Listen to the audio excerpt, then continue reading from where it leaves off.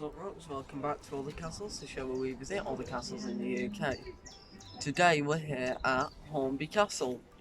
It's a rather historic castle above the rather historic village of Hornby near Kendal. It's currently owned by the family, and it's actually closed on most days. It's private property, so don't go trespassing. Watch our video instead. So here we are on an open day. Just had a great talk, and on to Dad's spiel.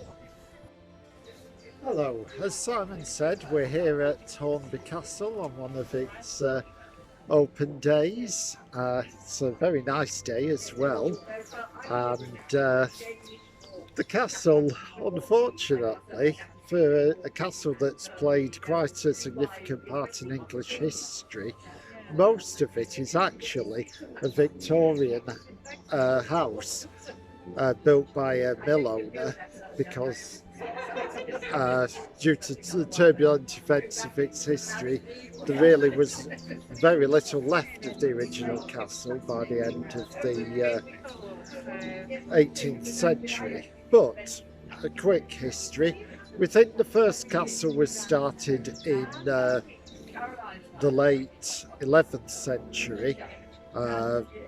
Hornby was mentioned in the Domesday Book, and there are apparently some Norman foundations. It became a stronghold of the Neville family, and the oldest part of the castle above ground is the base of the octagonal tower, which dates from the 13th century. Most significantly, really, it belonged for a time to the Harrington family, and when two members of the Harrington family were killed at the Battle of Wakefield, that was the catalyst for a major dispute with the Stanleys. And Richard of Gloucester, who became Richard III, he took the side of the Harringtons in that dispute, and a lot of people think that that is one of the reasons, perhaps the main reason, why Stanley decided to betray Richard at Bosworth.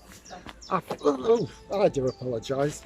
After that, the Stanleys were confirmed in possession of the castle, and the octagonal tower that remains today was built by Sir Edward Stanley, who distinguished himself at the Battle of Flodden Field. I will give the Stanleys a bit of credit where it's due, and he built the octagonal tower in around 1540.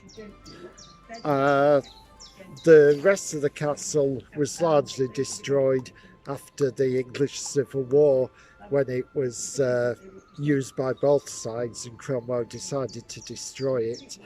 And then eventually it was passed down through a number of different people, some of whom were quite colourful, until it ended up with the current owner, whose name is Oliver Battersby, and he looks a bit like Michael Palin.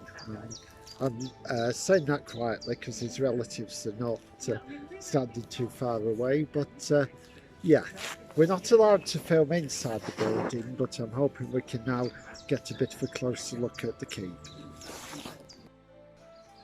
Hello, yes, really, the octagonal tower that you can see in the middle of this shot, that's the oldest and most distinctive part of the castle, and that was, as I said, built by Sir Edward Stanley after he was created Lord Monteagle for his services at the Battle of Flodden. Unfortunately, it's right within the most private part of the castle, so we can't go wandering inside for a closer look. And the bottom of that tower is, as I said, thought to date back to the Neville's ownership in the 13th century. But yeah, other than that, it's all pretty much Victorian building. Lovely, and very attractive, but not the most historic of buildings. Although it is Grade 1 listed, and in fact was one of just a string of castles which ran along the Lune Valley, most of which are now just mounds of earth. But at least at Hornby there's something that remains of the old structure.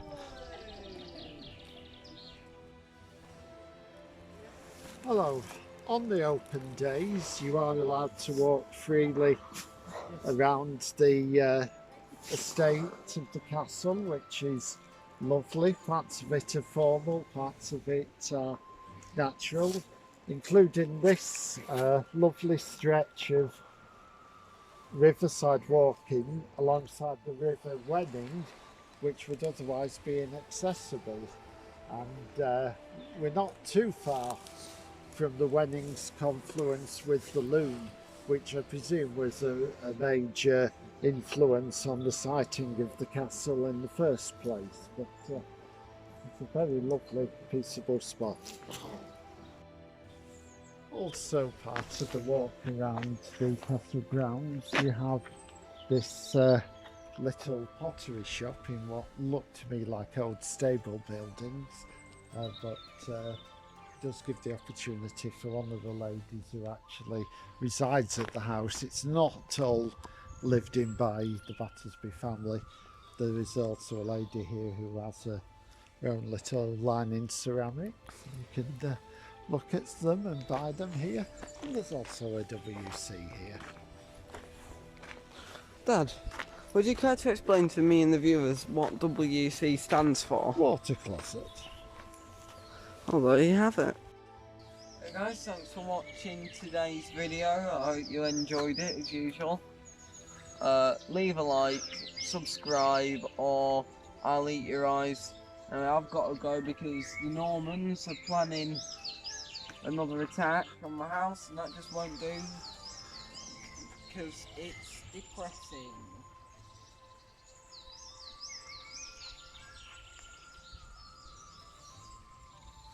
Return Excalibur.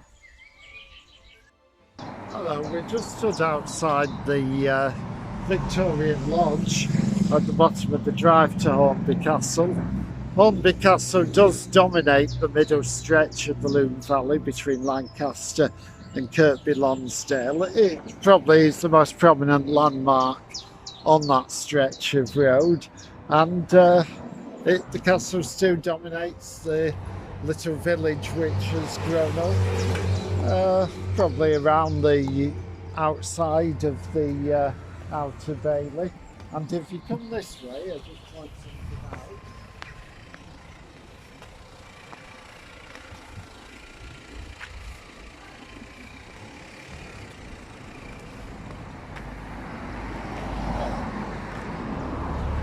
He said, and actually you can't see from here.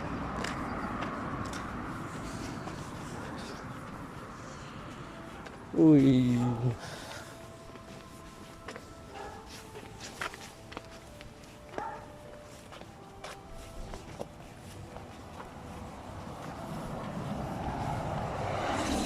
Oh, look at that blossom tree. Gorgeous.